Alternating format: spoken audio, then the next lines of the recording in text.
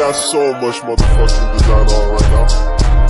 Bring it down, bring it down, nigga, come out, got 3 old guys, I'm the guap, bitches on my line, and you know. Jadi di sini saya akan membahas ketidaksesuaian teknik penyusunan rancangan undang-undang dalam pembentukan Undang-Undang Nomor 19 Tahun 2019 tentang perubahan kedua atas Undang-Undang Nomor 30 Tahun 2002 tentang Komisi Pemberantasan Korupsi atau KPK.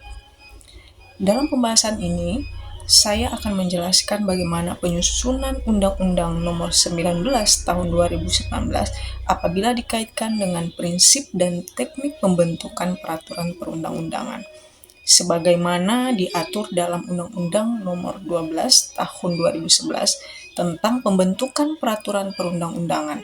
Jadi teknik penyusunan peraturan perundang-undangan ini tidak hanya berkaitan dengan bentuk atau susunan pasal, tetapi juga berkaitan dengan bagaimana norma hukum dirumuskan agar jelas, sistematis, tidak menimbulkan multitafsir, serta memberikan kepastian hukum.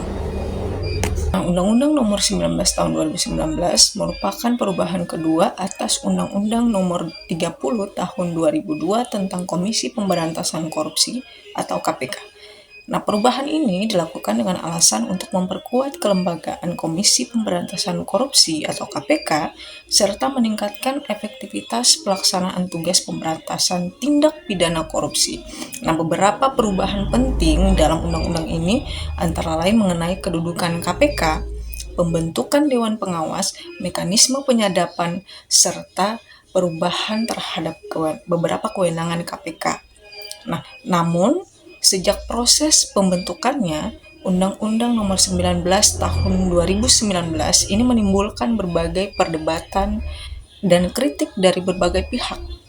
Kritik tersebut tidak hanya berkaitan dengan substansi perubahan terhadap KPK, tetapi juga berkaitan dengan teknik pembentukan penyusunan norma dalam undang-undang tersebut.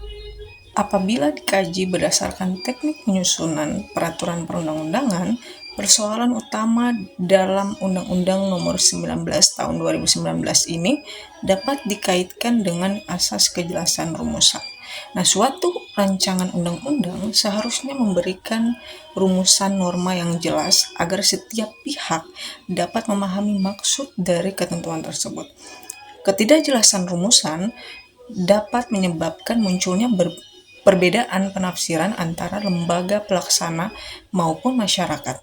Dalam konteks Undang-Undang Nomor 19 Tahun 2019 ini, perubahan terhadap sistem kelembagaan KPK seharusnya disusun dengan rumusan yang lebih rinci mengenai batasan atau batas kewenangan masing-masing lembaga.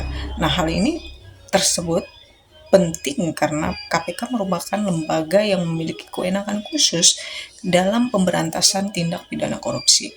Selain itu, penyusunan perubahan undang-undang juga harus memperhatikan prinsip harmonisasi peraturan perundang-undangan.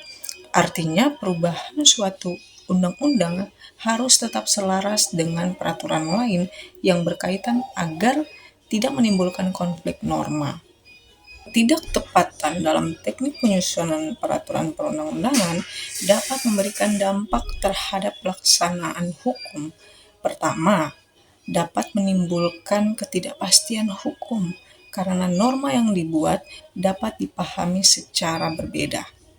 Sedangkan yang kedua, dapat menyebabkan perbedaan penafsiran antara lembaga negara dalam menjalankan kewenangannya. Yang ketiga, dapat mempengaruhi efektivitas pelaksanaan undang-undang karena diperlukan penafsiran tambahan dalam penerapannya. Oleh karena itu, teknik penyusunan rancangan undang-undang ini menjadi bagian yang sangat penting agar sebuah undang-undang tidak hanya sah secara formal, tetapi juga memiliki kualitas hukum yang baik. Mungkin itu saja yang bisa saya paparkan atau saya jelaskan di video ini. Kurangnya saya mohon maaf. Billahi taufiq wal hidayah. Wassalamualaikum warahmatullahi wabarakatuh.